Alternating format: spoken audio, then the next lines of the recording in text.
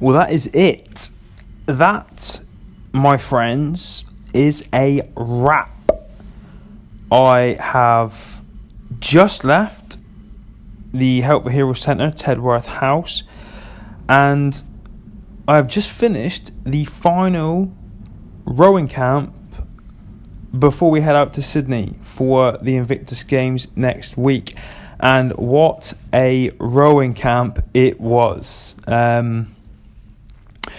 So because these are Invictus Games specific episodes of the No Limits podcast, I'm going to talk you through a little bit about what it is that we did.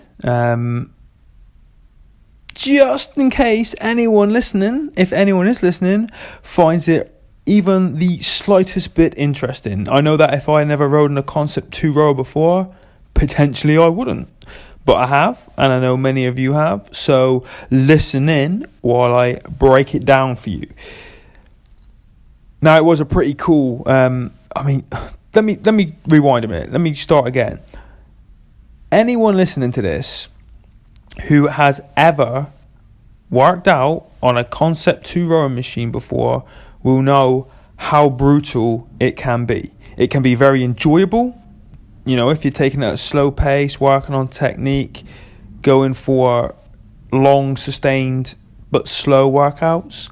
Or it can be absolutely brutal when you're sprinting and trying to get as much meterage as you can in a specified amount of time. It's the only sport, or it's the only discipline, the only exercise, whatever you want to call it, the only thing that I have ever done in my life where literally from behind my ears, so I don't even know if that's a muscle or whatever, but if you feel behind your ears, that runs down through the side of your neck, that muscle there, all the way down through my neck, my chest, my traps, my lats, my upper back, my lower back, my abs, even my ass muscles, you know, my glutes, the way that I row, are sore.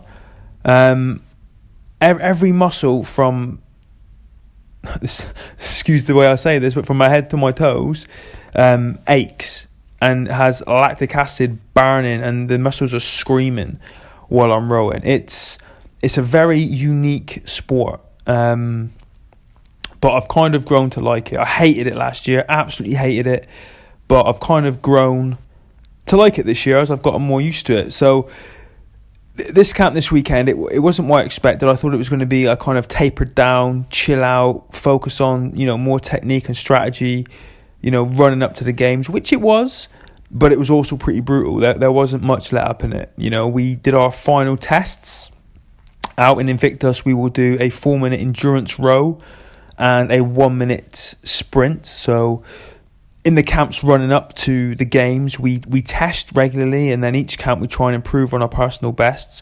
So we did some testing on the first day, which was great. I don't want to go into too much detail about, you know, how I did or how the team did, but I think everyone was pretty pleased. And then we threw in a bunch of circuits. We started training, we didn't start training, we continued training all of the muscles, the real big muscles that you use when you're rowing, which is very different for everybody. You know, the ones I use are very different to what other people use because we've all got different injuries and different ailments. We're all in different situations, but we worked on all of that. What else did we do? Oh, so we did that was the first day pretty much. It was a 4-minute test, the 1-minute test, and then a bunch of circuits, strength and conditioning, stretching, mobility, that kind of stuff. And then on the second day, we came back in, and the coaches calculated that it was just short of 11,000 miles, I think, from London to Sydney.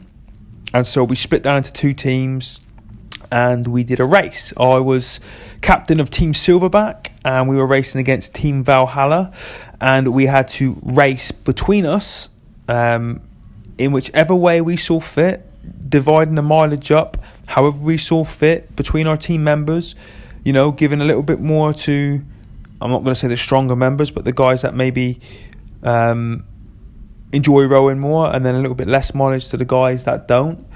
And we raced to 11,000 meters between us, and I am very, very pleased to announce that Team Silverback rocked it, and we whipped ass and won that. And then we did some more, circuit training. And what was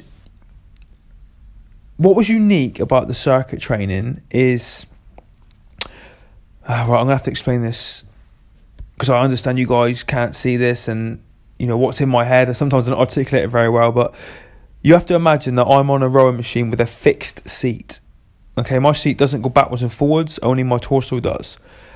I am strapped in to that fixed seat with 2 straps, and then I'm connected to the handle by my good arm and my prosthetic arm. So getting on and off that thing isn't a quick transition. So when you do circuits, a lot of people, the more able-bodied people, can jump off quickly. They can run over, do various exercises, and then jump back on and carry on rowing again. I can't do that because by the time I get off, it's 30 seconds gone, and it kind of defeats the object of the circuit training. So the coaches set up a circuit which the guys with the fixed seats could do while we're sat there. So we had resistance bands.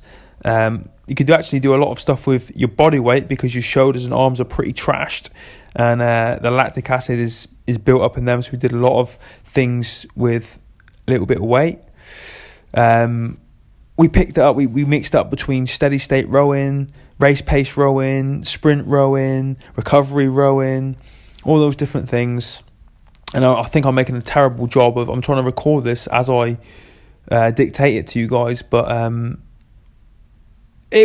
let's just sum it all up and say it was pretty brutal. We did a lot. Everyone worked hard. Everyone was knackered by the end of this weekend, but it was great. I'm feeling pretty good about myself. I feel strong. I feel confident. I'm very, very sure. One of the downsides about wearing prosthetics is that there are, particularly like on my arm, it has a Velcro strap that goes around my lats, under my armpit, over my shoulder. So I'm covered in chafes, and my skin's been torn off. And where I row without my legs on, the ends of my legs, where they come off the end of my fixed seat, then rub on the rowing machine, the original seat. So, I've rubbed holes in the end of both my legs, and the lap straps that I have on have put these big welts on my belly where I've been going backwards and forwards all weekend and torn the skin out of there. So I'm pretty beaten up, but I do feel good. It was an incredible weekend. I couldn't have asked for better, and I've left that weekend, now that final training camp, feeling good. It's the way I wanted to finish the training. I feel I've got momentum, and I don't really want to say much more than that about the weekend. Now, this was really cool. What we also did was a couple of us at the end, we stayed. Everyone else went home at lunchtime on the Sunday. A couple of us stayed, and we did some filming. We made a 20-minute workout video with British Rowing, with Claire, one of the instructors, which is going to go on their YouTube channel very, very soon. I'm not sure when, but if you get a chance, check it out. I don't know, just Google, I guess, British Rowing.